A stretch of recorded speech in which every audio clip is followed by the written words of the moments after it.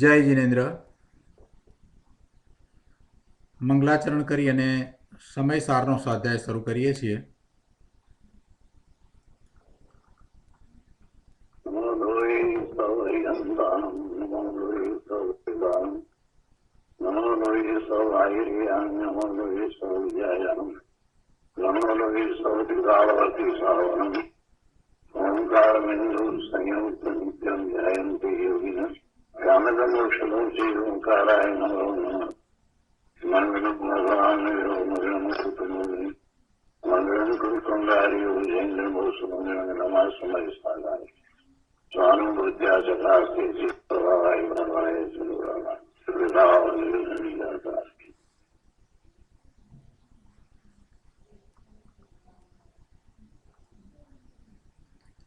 સમયસાર ભગવાન કુંદકુંદાચાર્ય રચિત સમયસાર તથા ભગવાન અમૃતચંદ્રાચાર્ય રચિત આત્મખ્યાતિ ટીકા કળશ સહિત એનો સ્વાધ્યાય આપણે કરી રહ્યા છીએ. એમાં મોક્ષ અધિકાર આજે શરૂ કરીએ છીએ. બંધ અધિકાર પૂરો થયો તે પછીથી આજે આપણે મોક્ષ અધિકાર શરૂ કરીએ છીએ. અહીંયા અમૃતચંદ્રાચાર્ય ભગવાન શરૂઆત જ એ રીતે કરે છે કે અથ પ્રવિશતિ મોક્ષ અને પછી કળશ 180 કહે છે. તેની પહેલા પંડિતજી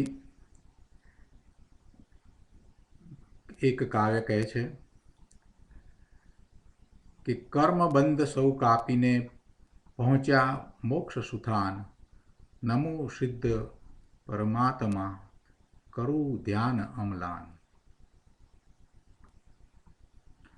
કર્મબંધ સૌ કાપીને, બધા જ કર્મબંધોનો નાશ કરીને સુસ્થાન મોક્ષની પ્રાપ્તિ કરી એવા સિદ્ધ પરમાત્માને નમસ્કાર કરું છું.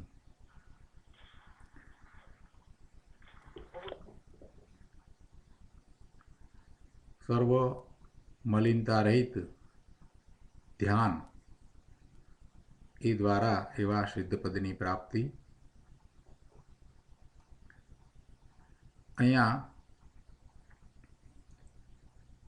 અમૃતચંદ્રાચાર્ય ભગવાન કળશ 180 કહે છે. દ્વિધા કૃત્ય પ્રજ્ઞા કચદલના દ્વંદ્વ પુરુષૌ નૈન મોક્ષમ સાક્ષાત પુરુષ ઉપલંભૈકનિયતમ ઇદાની મુન્મજ્જતસ્સ જ પરમાનંદ સરસમ પરમ પૂર્ણમ જ્ઞાનમ કૃત સકળ કૃત્યમ વિજયતી.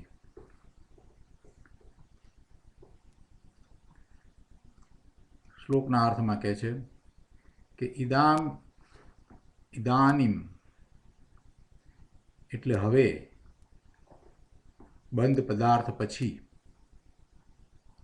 પ્રજ્ઞા કચ ગલનાત બંધ પુરુષૌ દ્વિધાકૃત પ્રજ્ઞારૂપી કરવત વડે વિદારણ દ્વારા બંધ અને પુરુષને દ્વિધા જુદા જુદા બે કરીને પુરુષમ ઉપલંભ્ય એક નિયતમ પુરુષને કે જે પુરુષ માત્ર અનુભૂતિ વડે જ નિશ્ચિત છે તેને સાક્ષાત મોક્ષમ નયત સાક્ષાત મોક્ષ પમાડતું થકું પૂર્ણમ જ્ઞાનમ વિજયતે પૂર્ણ જ્ઞાન જયવંત પ્રવર્તે છે. કેવું છે તે જ્ઞાન? ઉન્મજ્જત સહજ પરમ આનંદ સરસમ પ્રગટ થતા સહજ પરમ આનંદ વડે સરસ અર્થાત રસ યુક્ત છે. પરમ કૃત સકલ કૃત્યમ ઉત્કૃષ્ટ છે અને કરવા યોગ્ય સમસ્ત કાર્યો જેણે કરી લીધા છે એટલે કે જેને કાંઈ કરવાનું બાકી રહ્યું નથી એવું છે. હવે બંધ પદાર્થ પછી પ્રજ્ઞારૂપી કરવત વડે વિદારણ દ્વારા બંધ અને પુરુષને દ્વિધા એટલે જુદા જુદા બે કરીને, પુરુષ એટલે આત્મા અને બંધ, એ બંધને અને આત્માને જ્ઞાનરૂપી કરવત વડે ભિન્ન કરી દઈને પુરુષને એટલે કે આત્માને, કે જે પુરુષ માત્ર અનુભૂતિ વડે જ નિશ્ચિત છે, એટલે કે એ સ્વરૂપ અનુભવમાં જ આવે એવું છે, અને જેટલું જે અનુભવમાં આવ્યું છે એ જ આત્મા છે. જેટલું સ્વરૂપ અનુભવ છે તેટલો જ આત્મા છે. જે અનુભવાય છે તે જ આત્મા છે, આત્મા જ અનુભવાય છે. અનુભૂતિ વડે જ જે નિશ્ચિત છે એ સ્વરૂપ એ જ આત્મા છે, એ જ પુરુષ. એ પુરુષને બંધથી, કર્મબંધથી જુદો કર્યો. કેવી રીતે જુદો કર્યો? તો કે પ્રજ્ઞારૂપી કરવત વડે.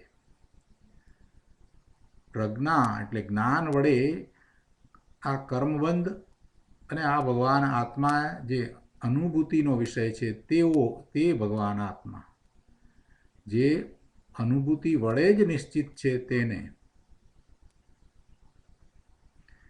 સૌથી પહેલાં કળશમાં પણ અમૃતચંદ્રાચાર્ય ભગવાને આ વાત તો કરી છે. નમો સમય સારાય સ્વાનુભૂત્યા ચકાશે ચિત્ત સ્વભાવાય ભાવાય સર્વભાવાંતર છેદે. જે અનુભવમાં આવે છે એવો અહીંયા કહે છે કે અનુભૂતિ વડે જ નિશ્ચિત છે તેને. જો અહીંયા વચ્ચે જ મૂક્યો છે એટલે બીજી કોઈ રીતે આત્મા એને અનુભવમાં આવે છે, જણાય છે, ખ્યાલમાં આવે છે એવો કોઈ નથી. એટલે જે અનુભવમાં આવે છે એ સિવાય બીજા કોઈને આત્મા કહેવાય નહીં. એટલે અનુભૂતિ વડે જ નિશ્ચિત છે તેને. કોઈ એમ કહેતું હોય કે અનુભવમાં આવે એ પણ આત્મા અને એ સિવાય બીજું પણ કંઈક છે આત્મા, તો એમ નથી. જે માત્ર અનુભૂતિ વડે જ નિશ્ચિત છે તેને સાક્ષાત મોક્ષ પમાડતું થકું પૂર્ણ જ્ઞાન જયવંત પ્રવર્તે છે. એવા મુક્ત સ્વરૂપ ભગવાન આત્માને પર્યાયમાં એવી પૂર્ણ જ્ઞાનની દશામાં પહોંચાડતું એવું એ પૂર્ણ જ્ઞાન હંમેશ માટે પ્રવર્તે છે, જયવંત પ્રવર્તે છે. કેવું છે તે જ્ઞાન? તો કહે છે કે પ્રગટ થતાં સહજ પરમ આનંદ વડે સરસ, સરસ એટલે રસ સહિત, સરસ એટલે રસ સહિત અર્થાત રસયુક્ત છે. એવું છે તે જ્ઞાન કે પ્રગટ થતાં સહજ પરમ આનંદ વડે રસયુક્ત છે. એમાં આનંદ રહેલો છે, આનંદ સહિત રસયુક્ત છે, ઉત્કૃષ્ટ છે, અને કરવા યોગ્ય સમસ્ત કાર્યો જેણે કરી લીધા છે એવું છે. એટલે કે હવે એણે કાંઈ કરવાનું બાકી રહ્યું નહીં. જ્ઞાને આ ભગવાન આત્માને અને કર્મબંધને જુદા કરી દીધા, એટલે હવે કાંઈ કરવાનું બાકી રહેતું નથી. બહુ સરસ કળશ મૂક્યો છે. અમૃતચંદ્રાચાર્ય ભગવાનની આ જ વિશેષતા છે. ઉત્કૃષ્ટ સાહિત્ય પીરસે છે અને બહુ સુંદર રીતે પીરસે છે. આ કળશનો પૂજ્ય ગુરુદેવ કાંજી સ્વામીએ જે વિસ્તાર કર્યો છે એ આપણે લઈએ. પ્રવચન રત્નાકર ભાગ 8મો, પાના નંબર 378. ગુરુદેવ કહે છે કે જો શું કહે છે કે જેટલા સિદ્ધ પરમાત્મા થયા, જેટલા સિદ્ધ પરમાત્મા થયા તે બધાએ સમસ્ત કર્મનો નાશ કરીને થયા છે. તેઓ સમસ્ત દુઃખનો સંપૂર્ણ નાશ કરીને પરિપૂર્ણ આનંદની દશાને પ્રાપ્ત થયા છે. તે સિદ્ધ ભગવંતોને હું નમસ્કાર કરીને અમ્લાન એટલે નિર્મળ, મળ વિનાનું, અમ્લાન એટલે મળ વિનાનું નિર્મળ નિર્વિકાર નિજ આત્માનું ધ્યાન કરું છું. અંદરમાં સિદ્ધ સમાન શુદ્ધ નિશ્ચય આત્મદ્રવ્યનું ધ્યાન કરું છું અને બહારમાં ભગવાન સિદ્ધનું ધ્યાન કરું છું. ગુરુદેવે કેવો સરસ અર્થ કર્યો છે. અહીંયા કહે છે કે અંદરમાં સિદ્ધ સમાન શુદ્ધ નિશ્ચય આત્મદ્રવ્યનું ધ્યાન કરું છું અને બહારમાં સિદ્ધ ભગવાનનું ધ્યાન કરું છું. સિદ્ધ ભગવંતોને હું નમસ્કાર કરીને નિર્મળ નિર્વિકાર નિજ આત્માનું ધ્યાન કરું છું. એનો અર્થ એ રીતે કર્યો કે સિદ્ધ ભગવંતને નમસ્કાર કરું છું એ તો બહારમાં, પણ પોતે પોતાના સ્વરૂપનું ધ્યાન કરે છે, નિજ આત્માનું ધ્યાન કરે છે. અહીંયા લખ્યું છે ને કે નમો સિદ્ધ પરમાત્મા કરું ધ્યાન અમ્લાન. સિદ્ધ પરમાત્મા પણ પોતે ધ્યાન દ્વારા જ સિદ્ધ થયા છે, એટલે કે કેવળ જ્ઞાનની પ્રાપ્તિ થઈ છે તે નિર્વિકલ્પ ધ્યાનમાં થઈ અને પછી સિદ્ધત્વને પ્રાપ્ત કર્યું છે. જે કંઈ થયું છે તે પોતાના સ્વરૂપમાં લીનતા અને પછી રમણતા અને પછી આગળ વધતા સ્થિરતા કરતાં બધું પ્રાપ્ત થાય છે. એમ જ એમને પ્રાપ્ત થયું છે, એટલે હું પણ એવું ધ્યાન કરું છું. જો ધ્યાનનું મહત્ત્વ અહીંયા આ કાવ્યમાં જયચંદજીએ સમજાવી દીધું છે. પંડિત જયચંદજીના જે અર્થ છે એ પણ ખૂબ મનન કરવા યોગ્ય અર્થ છે. એક આખું શાસ્ત્ર એ દ્વારા બની જાય છે. આજે ભાવાર્થ લખ્યા છે ને એ પણ એક પ્રકારે એક શાસ્ત્ર જ છે. આપણે તો કેવા આપણા સદભાગ્ય કે આપણને તો આ બધું બહુ સહેલાઈથી સરળતાપૂર્વક પ્રાપ્ત થઈ ગયું. આ કુંદકુંદાચાર્ય ભગવાનની આવી ગાથાઓ, અમૃતચંદ્રાચાર્ય ભગવાનની આવી ટીકા અને અમૃતચંદ્રાચાર્ય ભગવાને જે કળશ લખ્યા એ અને આ પંડિતજીએ જે ભાવાર્થ લખ્યા એ અને પાછું બધું ગુજરાતીમાં ભાષાંતર થયેલું અને ગુરુદેવે એનો ખૂબ વિસ્તાર કરી અને બધું સમજાવ્યું. આનાથી વધારે શું જોઈએ? કેવું પુણ્ય આપણું! બધું સહેલાઈથી આપણને તો પ્રાપ્ત થઈ ગયું. ગુરુદેવ અહીંયા આ જયચંદજી એ જે 2 લીટી કાવ્યની લખી છે એનો અર્થ અહીંયા સમજાયા છે. હવે આગળ કહે છે પાના નંબર 378 ઉપર શરૂઆતમાં જ કે પ્રથમ ટીકાકાર એટલે અમૃતચંદ્રાચાર્ય દેવ કહે છે કે હવે મોક્ષ પ્રવેશ કરે છે. મોક્ષ એ પર્યાય છે, એ ત્રિકાળી વસ્તુ નથી. મોક્ષ એ પર્યાય છે. જેમ સંસાર વિકારી ભેખ છે અને મોક્ષ માર્ગ અંશે નિર્મળ ભેખ છે, તેમ મોક્ષ છે એ પૂર્ણ આનંદની દશાનો ભેખ છે. મોક્ષ માર્ગ છે એ અંશે ભેખ છે, અંશે નિર્મળ ભેખ છે અને મોક્ષ એ પૂર્ણ દશા છે, એટલે એ પૂર્ણ આનંદની દશાનો ભેખ છે.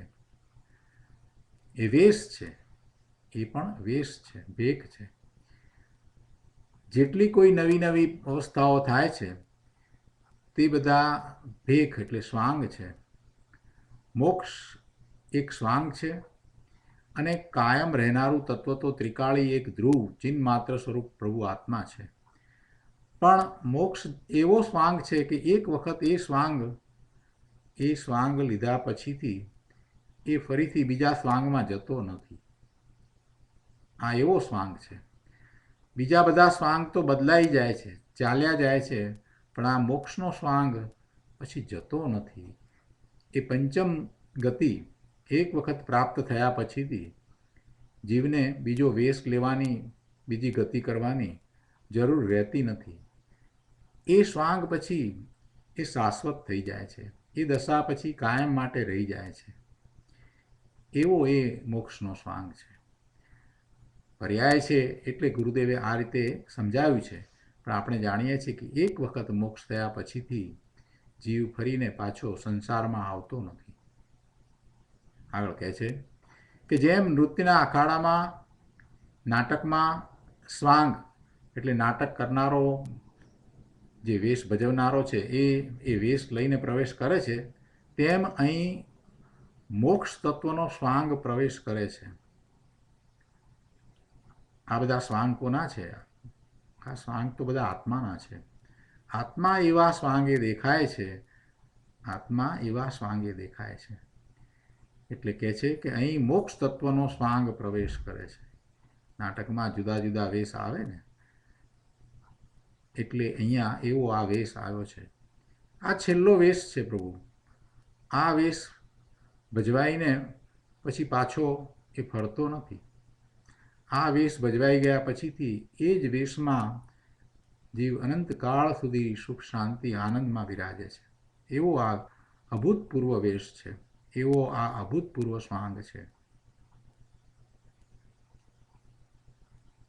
પહેલા વાર્તાઓમાં એવું સાંભળ્યું હતું કે ભરતરી અને ગોપી એવા એ બધી કોઈ વાર્તાઓ હતી, એમાં એવું સાંભળ્યું હતું કે એક વખત એવો વેશ ભજવતા ભજવતા એ જીવને એટલો બધો વૈરાગ્ય આવી ગયો કે ત્યાંથી જ પછી એ જે કપડાં જે સાધુના વેશમાં એણે એ વેશ ભજવ્યો હતો, પછી એ કપડાં ઉતાર્યા જ નહીં અને એ સાધુ થઈને ચાલ્યા ગયા. જે વેશ ભજવતા હતા એ કે ઘણી વાર આ વેશ તો ભજવ્યો, પણ હવે આ વેશ જે છે એને કાયમ કરી દેવો છે, એમ કરીને ચાલ્યા ગયા. એ જ વેશમાં સાધુ થઈ ગયા. ત્યાંથી ને ત્યાંથી જ નાટકમાંથી ત્યાંથી જ એ જ કપડે ચાલ્યા ગયા. આવી વાર્તા સાંભળી હતી. અહીંયા કહે છે કે આ મોક્ષ તત્વનો સ્વાંગ પ્રવેશ કરે છે. આપણે નવ તત્વની અપેક્ષાએ વિચાર કરીએ તો જીવ છે એનાથી આ બધા તત્વો જુદા છે. ત્યાં જ્ઞાન સર્વ સ્વાંગને જાણનારું છે, બધા જ વેશને જાણનારું જ્ઞાન છે.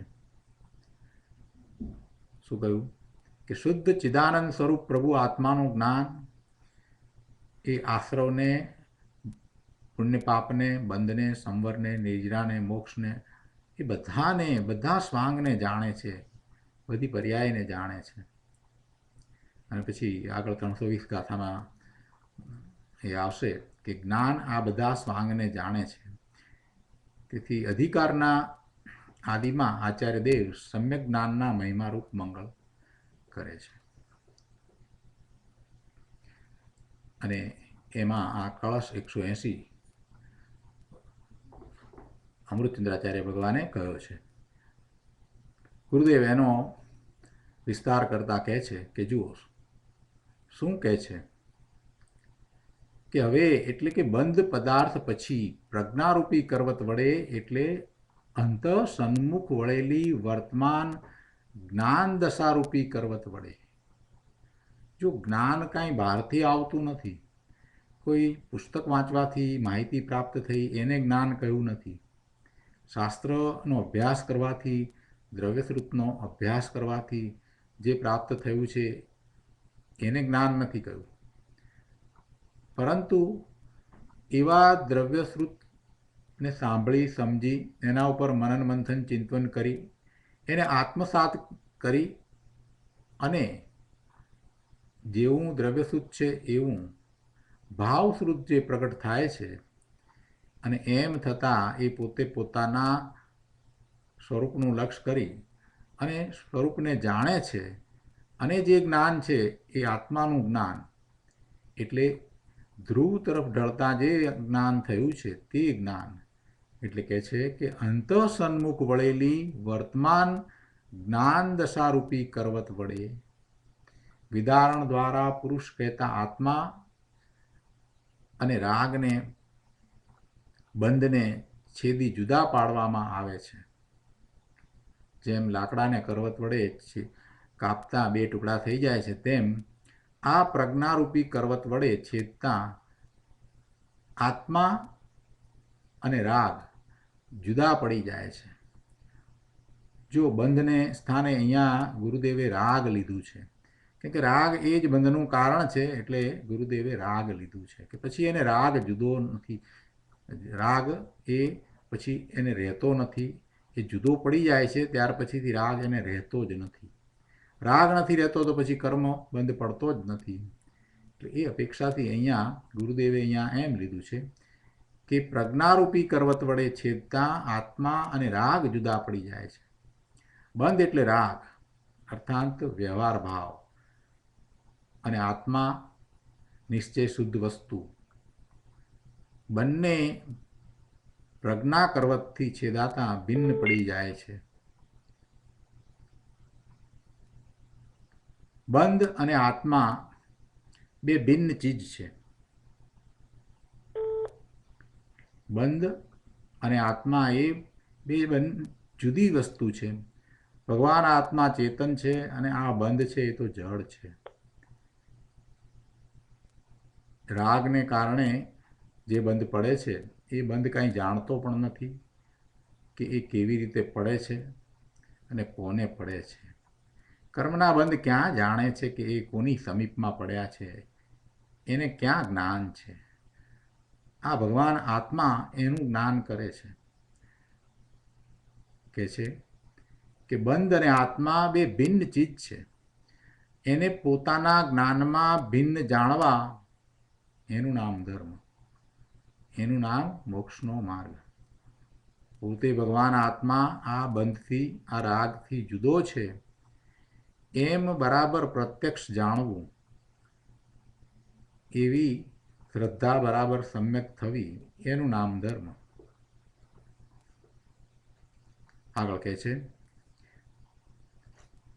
અહીંયા છેલ્લા પેરેગ્રાફમાં કે અતિન્દ્રિય જ્ઞાન અને આનંદનો પિંડ પ્રભુ આત્મા અને પર્યાયમાં થતા પુણ્ય પાપનો રાગનો સમૂહ, બે વસ્તુ જુદી છે. એક તરફ ભગવાન આત્મા અને બીજી તરફ આ બધું પુણ્ય પાપ રાગ મિથ્યાત્વ, આ બધું બીજી તરફ. ગુરુદેવ ઘણીવાર એમ કહે છે કે એક તરફ રામ અને બીજી તરફ ગામ. આ સંસારના પ્રયોજનભૂત જે વિકારી ભાવ વિભાવ ભાવો રૂપી જે ગામ છે એ આ ભગવાન આત્મારૂપ રામથી જુદું છે. એક તરફ આ ભગવાન આત્મા રામ છે અને બીજી તરફ આ રાગ દ્વેષના ભાવ છે, આ જ્ઞાન છે, આ પુણ્ય પાપના શુભાશુભ ભાવ છે, આ બધું બીજી તરફ છે. એનાથી જુદો ભગવાન આત્મા. એટલે કહે છે કે અતિન્દ્રિય જ્ઞાન અને આનંદનો પિંડ પ્રભુ આત્મા અને પર્યાયમાં થતા પુણ્ય પાપનો રાગનો સમૂહ રાગ ગ્રામ, એ બંનેને જુદા કરીને પુરુષમ ઉપલબ્ધ એક નિયતમ પુરુષને, કે જે પુરુષ માત્ર અનુભૂતિ વડે જ નિશ્ચિત છે તેને સાક્ષાત મોક્ષમ નયત, સાક્ષાત મોક્ષ પમાડતું થતું. પૂર્ણમ જ્ઞાનમ વિજયતે, પૂર્ણ જ્ઞાન જયવંત પ્રવર્તે છે. શું કહે છે કે જેટલા કોઈ રાગાદિના વિકલ્પ છે એનાથી ભગવાન આત્માને ભિન્ન જાણીને રાગનું લક્ષ છોડી રાગથી અધિક જે વસ્તુ અંદર જ્ઞાન સ્વરૂપ છે તેમાં ઢળતા જે અનુભૂતિ થઈ તે અનુભૂતિ વડે ભગવાન આત્મા નિશ્ચિત થાય છે, પ્રાપ્ત થાય છે, અનુભવમાં આવે છે. એ ભગવાન આત્મા છે. કઈ રીતે અનુભવમાં આવે છે કે રાગનું અને પરનું લક્ષ છોડીને સ્વરૂપનું લક્ષ કરતાં, ધ્રુવનું લક્ષ કરતાં જે અનુભવમાં આવે છે એ ભગવાન આત્મા એમ એને નિશ્ચિત થાય છે, પ્રાપ્ત થાય છે. એ રાગ વડે કે વ્યવહાર વડે આત્મા કંઈ પ્રાપ્ત થતો નથી. રાગ અને વ્યવહારથી આત્મા પ્રાપ્ત થતો નથી. જેનાથી આત્મા ભિન્ન પાડવો છે એનાથી એ કેવી રીતે પ્રાપ્ત થાય? રાગથી તો ભગવાન આત્માને જુદો કરવો છે, જુદો પાડવો છે. આ રાગ અને વિભાવ ભાવ અને વિકારી ભાવ, આ શુભાશુભ ભાવ, આ બધાથી તો ભગવાન આત્માને જુદો પાડવો છે, એનાથી ભિન્ન કરવો છે. તો પછી એના દ્વારા એ કેવી રીતે ભિન્ન થાય? એના દ્વારા એ ભિન્ન કેવી રીતે અનુભવાય? એટલે કે રાગ દ્વારા એ આત્મા કેવી રીતે જુદો અનુભવમાં આવે? એટલે એ શક્ય જ નથી. શુભ ભાવથી તો આત્માને જુદો પાડવો છે, અને પછી શુભભાવ દ્વારા આત્મા જાણવો એ વાત બને કેવી રીતે? જેનાથી જુદા પડવાનું છે એના દ્વારા એ જણાય ક્યાંથી? જો કેવો સરસ તર્ક મૂક્યો છે ગુરુદેવ અહીંયા. કહે છે કે જેનાથી આત્મા ભિન્ન પાડવો છે એનાથી કેમ પ્રાપ્ત થાય? રાગથી, વ્યવહારથી તો આત્મા ભિન્ન કરવો છે, તો એનાથી આત્મા કેમ પ્રાપ્ત થાય? એટલે કે ન જ થાય. દરેક પ્રવચનમાં ગુરુદેવ નિશ્ચય અને વ્યવહારની વાત જેમ છે તેમ સમજાવે છે. એ ગાથાને અનુકૂળ, એ ગાથામાં જે પ્રયોજન છે એ પ્રયોજનને સમજાવે એવી રીતે ગુરુદેવ ત્યાં રહેલા વ્યવહારને નિશ્ચયથી જુદો પાડીને સમજાવે છે. અહીંયા પણ જો એ રીતે વાત મૂકી, રાગથી, વ્યવહારથી તો આત્મા ભિન્ન કરવો છે. રાગ છે એ તો વ્યવહાર છે, શુભ ભાવ છે એ તો બધો વ્યવહાર છે, એ તો પરના લક્ષ્ય થતો ભાવ છે. એવા પરથી તો આ ભગવાન આત્મા જે સ્વ છે એને જુદું કરવું છે. તો પછી એ પર દ્વારા સ્વ કેવી રીતે જણાય? એ પર દ્વારા સ્વનો અનુભવ કેવી રીતે થાય? એ પર દ્વારા સ્વની પ્રાપ્તિ કેવી રીતે થાય? એટલે કે ન જ થાય. કેવા ન્યાય મૂક્યા છે! એક પછી એક તર્ક અને ન્યાય દ્વારા ગુરુદેવે વસ્તુના સ્વરૂપને ખૂબ સ્પષ્ટ કરી નાખ્યું છે. અહીંયા 379માં પાના ઉપર ત્રીજા પેરેગ્રાફમાં કહે છે કે પુરુષ અને બંધને, પુરુષ એક તરફ છે અને બીજી તરફ બંધ, કર્મનો બંધ, એવા પુરુષને અને બંધને પ્રજ્ઞા વડે, જ્ઞાન વડે છેદીને પુરુષને મોક્ષ પમાડતું થકું પૂર્ણ જ્ઞાન જયવંત પ્રવર્તે છે. ભગવાન આત્મા દ્રવ્યરૂપથી, શક્તિરૂપથી સ્વભાવે તો સદા મોક્ષ સ્વરૂપ છે, મુક્ત સ્વરૂપ જ છે. ભગવાન આત્મા મુક્ત સ્વરૂપ જ છે, પણ એ શક્તિ અપેક્ષાએ વાત કરી, એ દ્રવ્ય રૂપે વાત કરી, એટલે સ્વભાવથી, એના સ્વભાવથી તો ભગવાન આત્મા મુક્ત સ્વરૂપ જ છે, મોક્ષ સ્વરૂપ જ છે. તેને પર્યાયમાં મોક્ષ પમાડતું, અર્થાંત અબંધ દશાને પમાડતું, બંધ દશાનો નાશ કરતું, પર્યાયમાં મુક્ત અવસ્થા પ્રાપ્ત કરાવતું, એવા ભગવાન આત્માને પર્યાયમાં મોક્ષ પમાડતું, એટલે કે પર્યાયમાં મુક્ત અવસ્થા પ્રાપ્ત કરાવતું, અબંધ દશાને પમાડતું, એવું શું છે? એ પૂર્ણ જ્ઞાન છે. અને એ પૂર્ણ જ્ઞાન એટલે કેવળ જ્ઞાન જયવંત પ્રવર્તે છે. મોક્ષ દશામાં જ્ઞાનની પૂર્ણતા જયવંત વર્તે છે. અર્થાત એવું ને એવું પૂર્ણ જ્ઞાન સ આદિ અનંત કાળ સુધી પ્રગટ થયા જ કરે છે. મોક્ષ થયા પછી હવે એમાં અપૂર્ણતા થશે નહીં એમ કહે છે. જયવંત વર્તે છે, હંમેશ માટે એવું ને એવું જ્ઞાન રહ્યા કરે છે. હવે કહે છે કે કેવું છે તે જ્ઞાન? તો કે પ્રગટ થતાં સહજ પરમ આનંદ વડે સરસ, અર્થાત રસયુક્ત છે. ઉન્મજ્જત કહ્યું ને, એટલે કે અંદર શક્તિ રૂપે જે કેવળ જ્ઞાન હતું તે પર્યાયમાં પ્રગટ થયું છે. શું કહ્યું? કે કેવળ જ્ઞાન પર્યાયમાં નહોતું, શક્તિ રૂપે અંદર હતું. સર્વજ્ઞતા અંદરમાં શક્તિ રૂપે પડી છે. કેવળ જ્ઞાન એ અંદરમાં શક્તિ રૂપે પડ્યું છે. હવે એ કેવળ જ્ઞાન પર્યાયમાં પ્રગટ થયું છે. કેવળ જ્ઞાન પર્યાયમાં નહોતું, શક્તિ રૂપે અંદર હતું. તે શક્તિના પિંડમાં અંતર એકાગ્ર થતાં એ કેવળ જ્ઞાન પર્યાયમાં પ્રગટ થયું. રીત પણ બતાવી અને કઈ રીતે પ્રગટ થયું અને કેવું છે જ્ઞાન, એ બધી વાત એક સાથે કળશમાં લઈ લીધી છે. કહે છે કે તે કેવળ જ્ઞાન સહજ પરમ આનંદ વડે સરસ છે, રસયુક્ત છે. સરસ, સરસ એટલે રસ સહિત, રસયુક્ત છે. એટલે કે આનંદ પમાડે તેવું રસયુક્ત છે. મોક્ષમાં કેવળ જ્ઞાન સર્વોત્કૃષ્ટ સહજ આનંદના રસથી ભરેલું છે. અર્થાત કેવળ જ્ઞાન અતિન્દ્રિય આનંદના રસ સહિત છે. સરસ છે. શેનો રસ છે? આનંદનો રસ છે. એવા આનંદના રસથી ભરેલું કેવળ જ્ઞાન છે. જો કેવળ જ્ઞાન કેવું છે એનું વર્ણન કરવામાં આવે તો ઘણું વર્ણન થાય. કેમ કે જ્ઞાન છે એ આત્માના અનંત ગુણોના પરિણમનને અનુભવે છે, જાણે છે. એમાં આનંદ, શાંતિ, સુખનો એને અનુભવ થાય છે.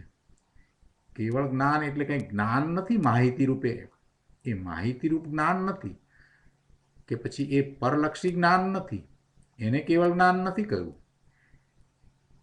જગતના સર્વ પદાર્થોની ત્રણેય કાળની બધી પર્યાયો એમાં પ્રતિબિંબિત થાય છે. એ તો જ્ઞાનની નિર્મળતા અને એની શક્તિ કેટલી છે એ દર્શાવવા માટે કહ્યું છે.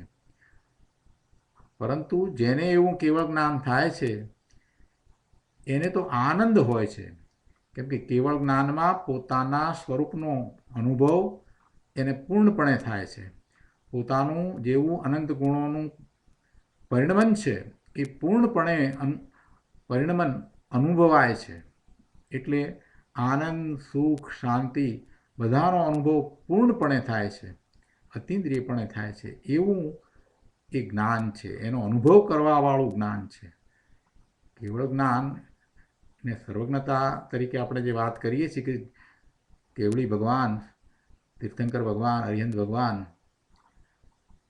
જગતના બધા પદાર્થોની ત્રણેય કાળની બધી પર્યાયોને એક સમયમાં યુગપત જાણે. પણ એટલેથી વાત બનતી નથી. એ તો જાણવાની અપેક્ષાથી વાત કરી. પણ કેવળ જ્ઞાન તો અનુભવે છે, તેને અનુભવે છે. અતિન્દ્રિય આનંદના રસને અનુભવનારું છે. પેલું તો જ્ઞાન શક્તિ અપેક્ષા એ કેવું છે, એને કોઈ જ્ઞેય બાકી રહેતું નથી કે જેને એ ન જાણે. એ અપેક્ષાથી ત્યાં વાત કરી છે. અહીંયા બીજી અપેક્ષાથી વાત લીધી છે કે કેવળ જ્ઞાન સર્વોત્કૃષ્ટ સહજ આનંદના રસથી ભરેલું છે. કેવળ જ્ઞાનનું મહાત્મા જ્યાં સુધી એનો વિચાર ન કરીએ ને ત્યાં સુધી આવે નહીં. સર્વજ્ઞ ભગવાનનું મહાત્મા કેવળ જ્ઞાનનો વિચાર કરતા આવે છે કે ઓહો પ્રભુ, જગત આખાને જાણો છો એટલું જ નહીં, પણ અતિન્દ્રિય આનંદમાં આપ તો હંમેશને માટે સ્થિર થઈ ગયા છો. એવો આનંદ કે જે આનંદ ક્યાંયથી બીજેથી પ્રાપ્ત ન થઈ શકે. એવો આનંદ કે જેમાં કોઈ ઉણપ આવે નહીં. એવો આનંદ, એવું સુખ કે જેમાં કોઈ વધઘટ થાય નહીં. એ વાત અહીંયા તો કરી છે કે મોક્ષમાં કેવળ જ્ઞાન સર્વોત્કૃષ્ટ સહજ આનંદના રસથી ભરેલું છે. અર્થાત કેવળ જ્ઞાન અતિન્દ્રિય આનંદના રસથી સહિત છે. વળી તે કેવળ જ્ઞાન ઉત્કૃષ્ટ છે, પરમ એટલે ઉત્કૃષ્ટ છે, પવિત્ર છે અને કૃત સકલ કૃત્યમ કરવા યોગ્ય સમસ્ત કાર્યો જેણે કરી લીધા છે એવું છે. બધા કાર્યો એ જ્ઞાને કરી લીધા છે એવું એ જ્ઞાન છે. એટલે કે રાગ દ્વેષના ભાવોને એણે જુદા કરી દીધા છે. ભગવાન આત્માથી બધાને એણે જુદા પાડી દીધા છે. ભગવાન આત્માથી સકલ કર્મને એણે જુદા પાડી દીધા છે. એવું એ ઉત્કૃષ્ટ અતિન્દ્રિય આનંદના રસથી ભરેલું જ્ઞાન છે. એ કેવળ જ્ઞાનની વાત કરી છે. શું કહ્યું? કે સકલ કર્મનો નાશ થઈ જવાથી પર્યાયમાં પણ કાર્યની પૂર્ણતા થઈ ગઈ. તેથી કરવાનું કાંઈ બાકી રહ્યું નહીં. એવું પૂર્ણ જ્ઞાન છે.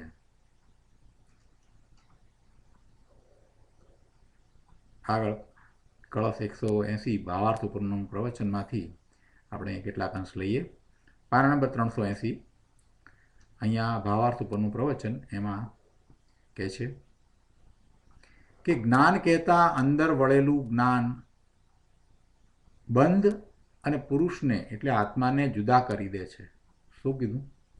કે રાગથી ભિન્ન પડીને જે પ્રજ્ઞા જ્ઞાન સ્વસ્વરૂપને અનુભવે છે તે બંધને અને આત્માને જુદા કરી નાખે છે. એક તરફ ભગવાન આત્મા રામ અને બીજી તરફ આ બંધ. બંધ એટલે બંધ અને બંધના કારણો રાગ દ્વેષના વિકારી ભાવો જે બંધનું કારણ છે તે અને બંધ એ બધાને આ જ્ઞાન, આ પ્રજ્ઞા જુદા કરી નાખે છે. રાગથી ભિન્ન પડીને જે પ્રજ્ઞા સ્વ સ્વરૂપને અનુભવે છે તે બંધને અને આત્માને જુદા કરી નાખે છે. તે જ્ઞાન આત્માને મોક્ષ પમાડતું થતું પોતાનું સંપૂર્ણ સ્વરૂપ જે કેવળ જ્ઞાન તેને પ્રગટ કરીને સદા જયવંત પ્રવર્તે છે. શક્તિરૂપે અંદર જે અનંત જ્ઞાન અને આનંદ હતા તે શક્તિવાનમાં એકાગ્રતાના ધ્યાનથી, શક્તિવાનમાં એકાગ્રતા કરતાં, શક્તિવાન એવો આ ભગવાન આત્મા એમાં એકાગ્રતા કરતાં, એમાં નિર્વિકલ્પ ધ્યાનથી એ પ્રગટ થાય છે, એ પર્યાયમાં પ્રગટ થાય છે અને તે હવે જયવંત પ્રવર્તે છે, અર્થાત સદા એવા ને એવા રહે છે. હવે અપૂર્ણતા થાય અને નવો અવતાર ધરવો પડે એમ નથી. આમ જ્ઞાનનું સર્વોત્કૃષ્ટપણું એ જ મંગલ વચન છે. તો અહીંયા આપણે આ કળશ 180 પૂરો કરીએ છીએ.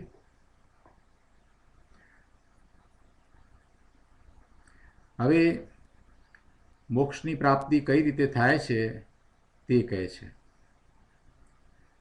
એટલે હવે ગાથા 288, 289 ને 290 મોક્ષ અધિકારની આ 3 ગાથાઓ આપણે લઈએ. કુંકુંદાચાર્ય ભગવાન મોક્ષ અધિકાર આ ગાથાઓથી શરૂ કરે છે. કહે છે કે યથા નામ કશ્ચિત પુરુષો બંધન કે ચિરકાલ પ્રતિબદ્ધ તીવ્ર મંદ સ્વભાવમ કાલમ ચ વિજાનાતિ તસ્ય યદિ નાપી કરોતિ છેદમ ન મુચ્યતે તેન બંધનવશ ક્ષણ કાલેન તુ બહુકેનાપી નશ નર પ્રાપ્નોતિ વિમોક્ષમ ઇતિ કર્મબંધનાનાં પ્રદેશ સ્થિતિ પ્રકૃતિ એવં અનુભાગમ ચાનનપી ન મુચ્યતે સ ચૈવ યદિ શુદ્ધ. ગાથા 288 થી 290 આપણે ગુજરાતીમાં લઈએ. કહે છે કે જેમ પુરુષ કો બંધનમહી પ્રતિબદ્ધ જે ચિરકાળનો તે તીવ્ર મંદ સ્વભાવ તેમજ કાળ જાણે બંધનો પણ જો કરે નહીં છેદ તો ન મુકાય બંધન વશ રહે ને કાળ બહુ એ જાય તો પણ મુક્ત તે નર નહીં બને. તેમ કર્મબંધનના પ્રકૃતિ પ્રદેશ સ્થિતિ અનુભાગને જાણે છતાં ન મુકાય જીવ જો શુદ્ધ તો જ મુકાય છે. મોક્ષની પ્રાપ્તિ કઈ રીતે થાય એ વાત હવે કરવામાં આવી છે.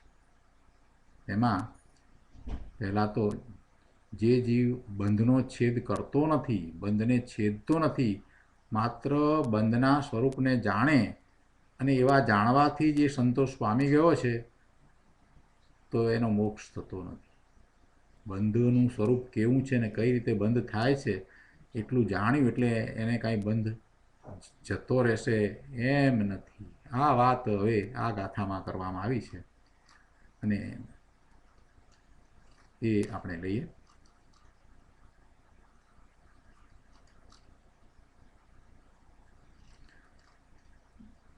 ગાથાના અર્થમાં અહીંયા કહે છે કે યથા નામ બંધન કે ચિરકાલ પ્રતિબંધ, જેવી રીતે બંધનમાં ઘણા કાળથી બંધાયેલો કશ્ચિત પુરુષ તસ્ય તીવ્ર મંદ સ્વભાવમ, એટલે કે કોઈ પુરુષ તે બંધના તીવ્ર મંદ સ્વભાવને કાલમ ચ વિજાનાતિ, અને કાળને અર્થાત આ બંધન આટલા કાળથી છે એમ કોઈ પુરુષ બંધનના તીવ્ર મંદ સ્વભાવને અને કાળને, એટલે કે આ બંધ આટલા કાળથી છે એમ જાણે છે. યદિ ન અપી છેદમ કરોતી તેન મુચ્યતે, પરંતુ જો તે બંધનને પોતે કાપતો નથી, છેદતો નથી, તો તેનાથી છૂટતો નથી. શું કહ્યું કે જેવી રીતે બંધનમાં ઘણા કાળથી બંધાયેલો કોઈ પુરુષ તે બંધનના તીવ્ર મંદ એટલે આકરા ઢીલા સ્વભાવને અને કાળને એ જાણે છે, પરંતુ જો તે બંધનને પોતે કાપતો નથી, એટલે કે પોતે પુરુષાર્થ કરીને છેદતો નથી, કાપતો નથી, તો તેનાથી એ છૂટતો નથી. તું બંધન વશસન બહુકેન અપી કાલેન સ નર વિમોક્ષમ ન પ્રાપ્નોતી, એટલે કે અને એ બંધનવશ રહેતો થકો ઘણા કાળે પણ તે પુરુષ બંધનથી છૂટવારૂપ મોક્ષને પામતો નથી. આગળ કહે છે કે ઇતિ કર્મબંધનાના પ્રદેશ સ્થિતિ પ્રકૃતિમ એવમ અનુભાગમ જાનન અપી ન મુચ્યતે, એટલે કે તેવી રીતે જીવ કર્મ બંધનોના પ્રદેશ સ્થિતિ પ્રકૃતિ તેમજ અનુભાગને જાણતા છતાં પણ કર્મબંધથી છૂટતો નથી. ચ યદિ સ એવ શુદ્ધ મુચ્યતે, પરંતુ જો પોતે રાગાદિને દૂર કરી શુદ્ધ થાય તો જ છૂટે છે.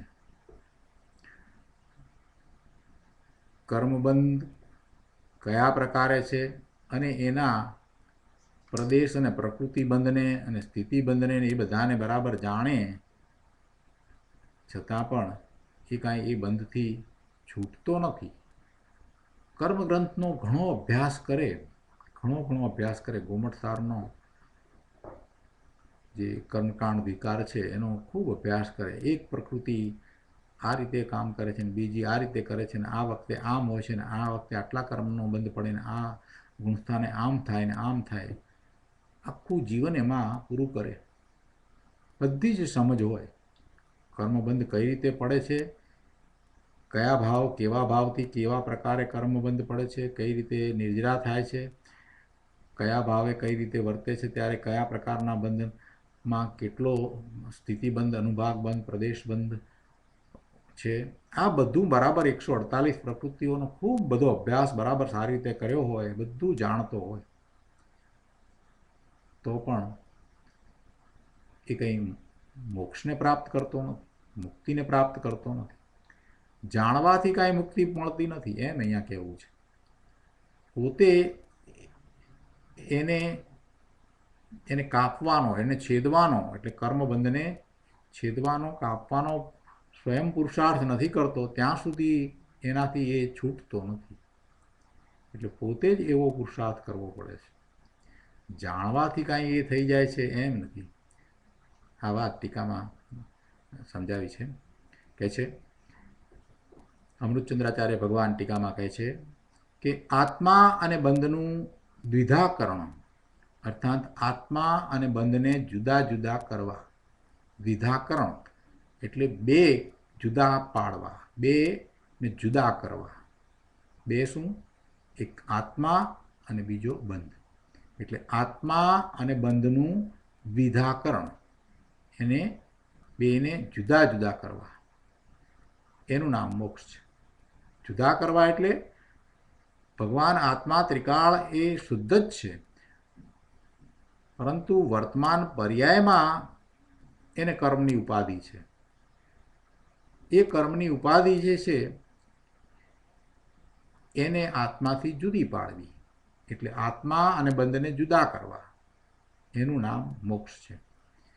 બંધના સ્વરૂપનું જ્ઞાન માત્ર મોક્ષનું કારણ છે, અર્થાત બંધના સ્વરૂપને જાણવા માત્રથી જ મોક્ષ થાય છે, એમ કેટલાક કહે છે. તે અસત છે, તે બરાબર નથી, ખોટું છે. બંધના સ્વરૂપને જાણવાથી મોક્ષ થાય એમ કેટલાક માને છે, કહે છે, તો એ અસત છે. કર્મથી બંધાયેલાને બંધના સ્વરૂપનું જ્ઞાન માત્ર મોક્ષનું કારણ નથી.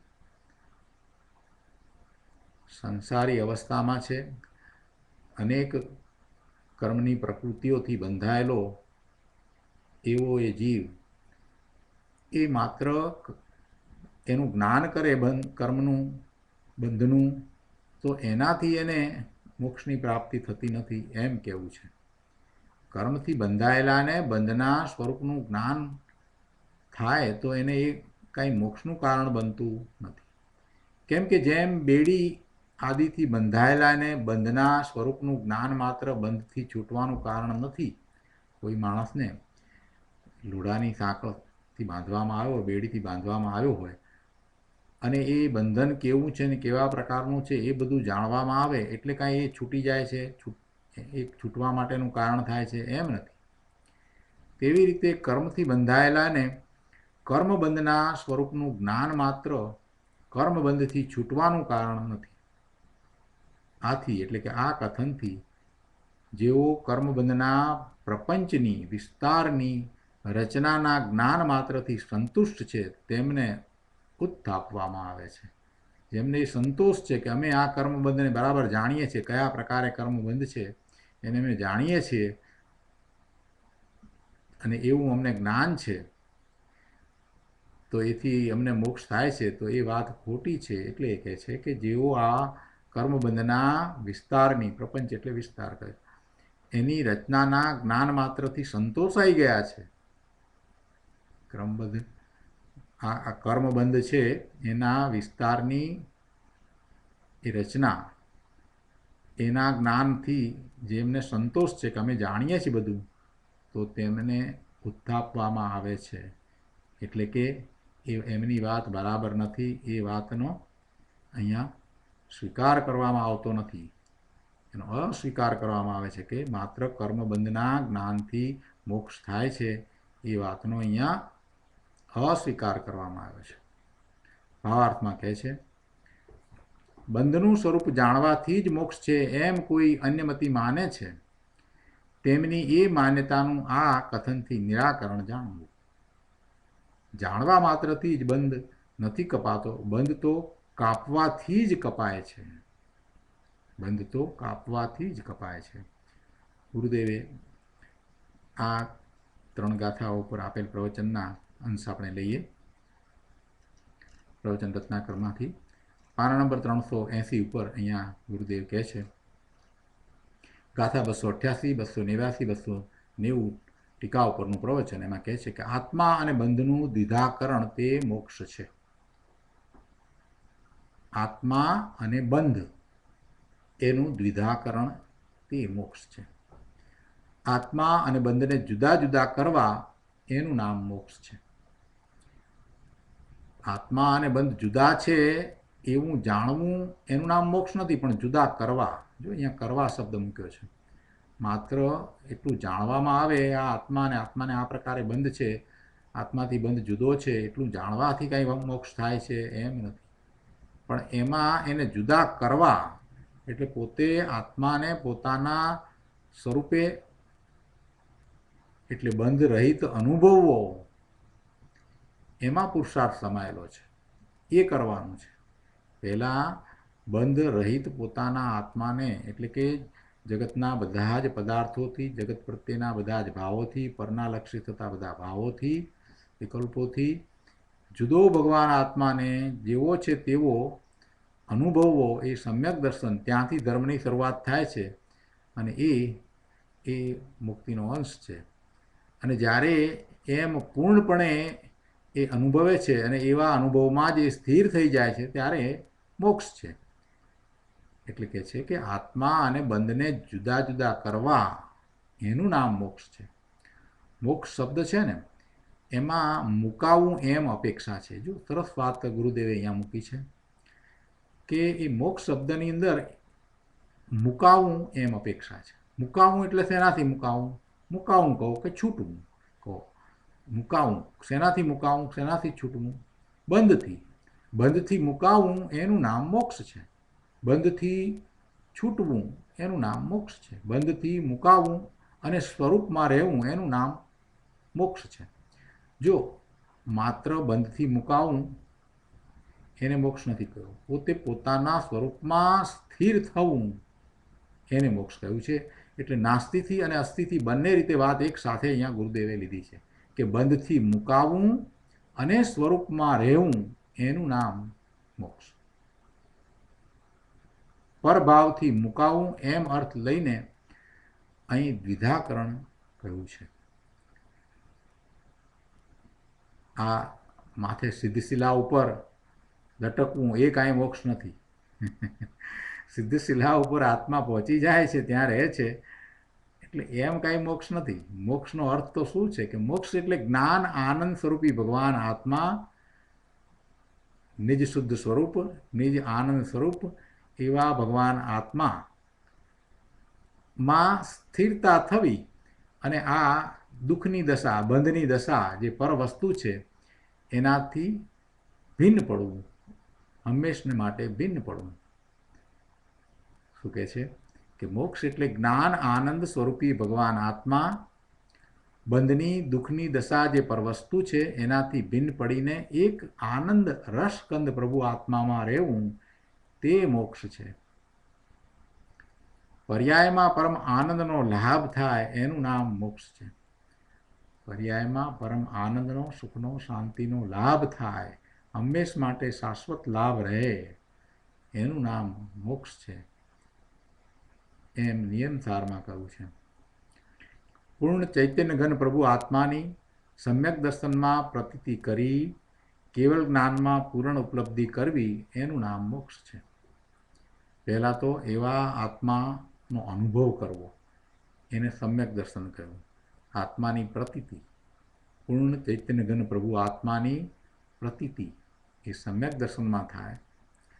અને એમ થતાં જે સમ્યક દર્શન થયું અને જે પુરુષાર્થ હતો એ જ પુરુષાર્થને વધારે વધારતા, એમાં ઉગ્રતા કરતાં, એકાગ્રતાની અંદર ઘણી ઉગ્રતા કરતાં, પોતાના સ્વરૂપને વિશે ઘણી એકાગ્રતા વધારતા, ખૂબ એવો પુરુષાર્થ ઉપાડતા પોતે પોતાના સ્વરૂપમાં સ્થિર થાય છે.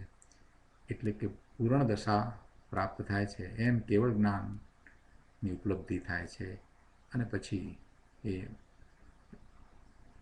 મોક્ષ થાય છે. શ્રીમદજીએ કહ્યું છે ને કે મોક્ષ કયો નિજ શુદ્ધતા, જે પામે તે પંથ, સમજાવ્યો સંક્ષેપમાં સકલ માર્ગ નિર્ગ્રંથ. મોક્ષ કયો નિજ શુદ્ધતા. મોક્ષ કોઈ સ્થળ નથી, પોતાના શુદ્ધ સ્વરૂપને મોક્ષ કહ્યું છે. અને એ જે પ્રાપ્ત કરવાનો માર્ગ છે એ માર્ગને કૃપાળુ દેવે સંક્ષેપમાં સમજાવ્યો. સકલ માર્ગ એ સમજાયો એ નિર્ગ્રંથ, કોઈ પણ પ્રકારના પરિગ્રહ વિના, ગ્રંથિ વિના, એટલે કે મિથ્યાત્વ વિના, મિથ્યાત્વની ગ્રંથિ વિના એવા માર્ગને સમજાયો સંક્ષેપમાં. એમ એ કહેવામાં આવ્યું છે. તો ત્યાં મોક્ષ શું છે એની વ્યાખ્યા પણ સાથે થઈ જાય છે કે મોક્ષ કયો નિજ શુદ્ધતા.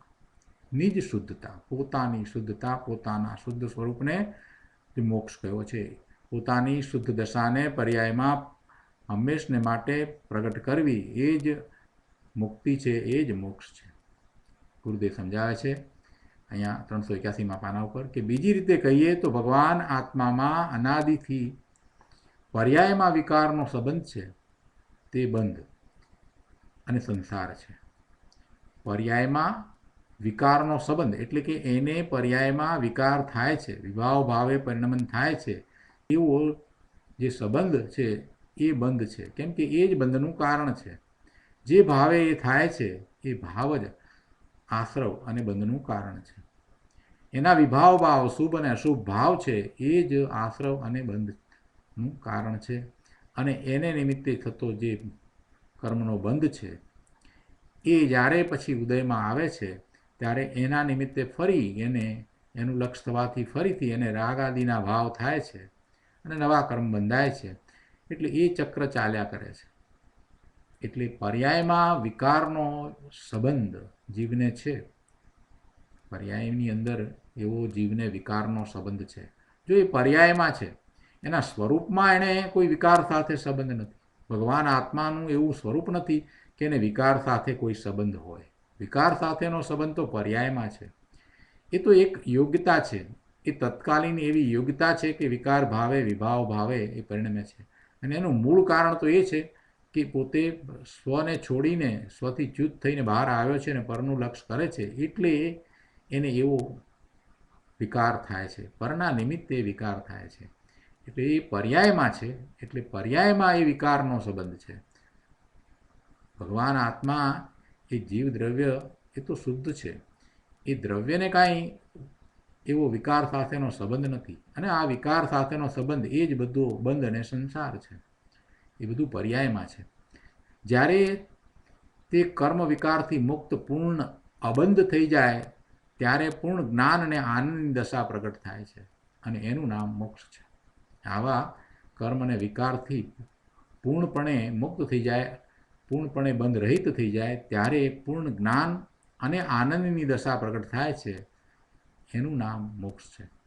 બંધના સ્વરૂપનું જ્ઞાન માત્ર મોક્ષનું કારણ છે એમ કેટલાક કહે છે, તે અસત છે. હવે મૂળ વાત ઉપર આવે છે. ગુરુદેવ કહે છે કે એ કંઈ બંધના સ્વરૂપનું જ્ઞાન કરવાથી મોક્ષ થાય છે એમ નથી. કર્મથી બંધાયેલાને બંધના સ્વરૂપનું જ્ઞાન માત્ર મોક્ષનું કારણ નથી. કેમ કે જેમ બેડી આદિથી બંધાયેલાને બંધના સ્વરૂપનું જ્ઞાન માત્ર બંધથી છૂટવાનું કારણ નથી, તેમ કર્મથી બંધાયેલાને કર્મબંધના સ્વરૂપનું જાણવું, એનું જ્ઞાન કરવું એ કાંઈ કર્મબંધથી છૂટવાનું કારણ નથી. બેડીથી બંધાયેલો છું એટલું માત્ર જાણે એટલે કાંઈ બેડીથી છૂટે ના છૂટે. તેવી રીતે કર્મથી બંધાયેલાને કર્મબંધના સ્વરૂપનું જ્ઞાન થાય, એનું જાણપણું હોય તો એથી કાંઈ એ મોક્ષનું કારણ બનતું નથી, એથી કાંઈ એને છૂટવાનું એ કારણ થતું નથી. બંધના સ્વરૂપના જ્ઞાન માત્રથી મોક્ષ થાય એમ માનવું અસત છે. આગળ કહે છે કે આટલી પ્રકૃતિનો બંધ છે, આટલી કર્મ પ્રકૃતિ સત્તામાં છે, અને કુલ 148 પ્રકૃતિ છે, એમાંથી સમકીતીને 41 કર્મ પ્રકૃતિનો બંધ પડતો નથી. અને કર્મબંધ 4 પ્રકારે છે, ને એમાં અનુભાગ અને સ્થિતિબંધ કસાયથી પડે છે, તથા પ્રકૃતિ અને પ્રદેશ બંધનું કારણ યોગ છે.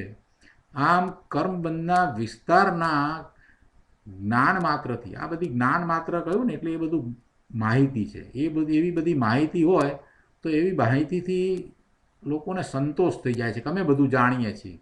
કઈ પ્રકૃતિ ક્યારે કેવી રીતે પડે એ જો આવડી ગયું હોય તો પછી જાણે કે અમે તો બધું જાણીએ છીએ એમ એને થઈ જાય છે. અરે ભાઈ, આ કર્મના શાસ્ત્રનો થોડોક અભ્યાસ કર્યો ને 5 વસ્તુની ખબર પડી એ માહિતી છે.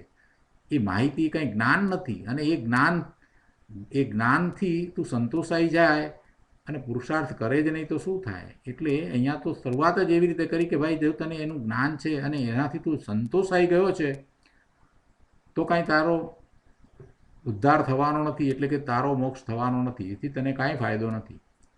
આ પ્રકૃતિ આમ છે ને આ કર્મની આટલી સ્થિતિ છે ને આટલો સ્થિતિબંધ ને આ બધું જાણવાથી કાંઈ ધર્મ થાય છે? ગુરુદેવ પૂછે છે કે એ ઇત્યાદિ જાણવાથી શું ધર્મ થયો? રાગ અને આત્માને ભિન્ન પાડે ત્યારે એને ધર્મ થાય છે. એવું ભેદ જ્ઞાન થાય અનુભવ સહિતનું, ત્યારે ધર્મની શરૂઆત થાય છે, અને એ પછી આગળ વધી અને પૂર્ણપણે એનાથી છૂટે છે. માત્ર બંધના પ્રપંચને એના વિસ્તારને જાણવાથી કાંઈ થતું નથી. અને ભાવાર્થ ઉપરના પ્રવચનમાં અહીંયા 6ઠ્ઠી લીટીમાં કહે છે કે જાણવા માત્રથી જ બંધ નથી કપાતો, બંધ તો કાપવાથી જ કપાય. બંધને તો કાપવાથી, છેદવાથી કપાય છે. અંદર શુદ્ધ દ્રષ્ટિ અને રમણતા કરે તો બંધ કપાય. જ્ઞાનથી, પ્રજ્ઞાથી રાગને દીધા ભિન્ન કરે અને સ્વરૂપને અનુભવે તો બંધ કપાય. રાગને જુદો કરે, પોતાથી ભિન્ન કરે અને સ્વરૂપને અનુભવે તો બંધ કપાય. શુદ્ધને અનુભવતા શુદ્ધતા થાય, અબંધ થાય. પણ અશુદ્ધતા કરતાં કરતાં શુદ્ધતા, અબંધતા 3 કાળમાં ન થાય. એટલે બંધના સ્વરૂપના વિકલ્પ માત્ર કરવાથી જ બંધ કદીએ ન કપાય. આવી વાત છે. તો આ રીતે આપણે આ 3 ગાથાઓ અહીંયા પૂરી કરીએ છીએ.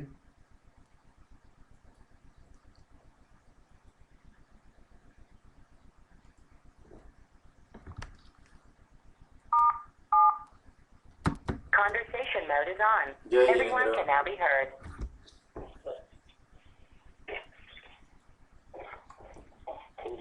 હવે આજના સ્વાધ્યાય સંબંધી પ્રભુ આપના પ્રતિભાવ અથવા પ્રશ્નો હોય તો વિચાર કરીએ.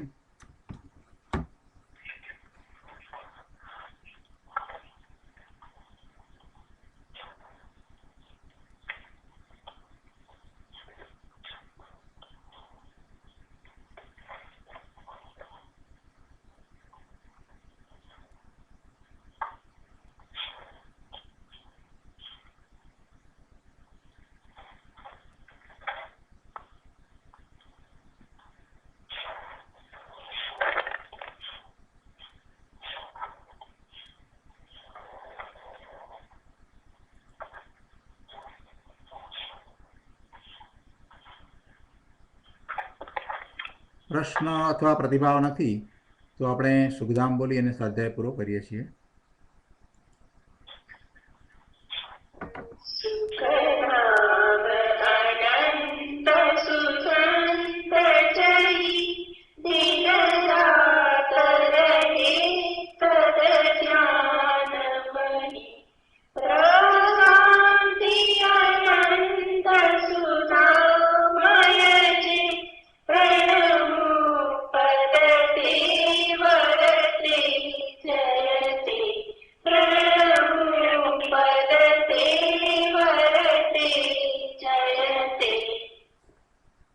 જય જિનેન્દ્ર પ્રભુ.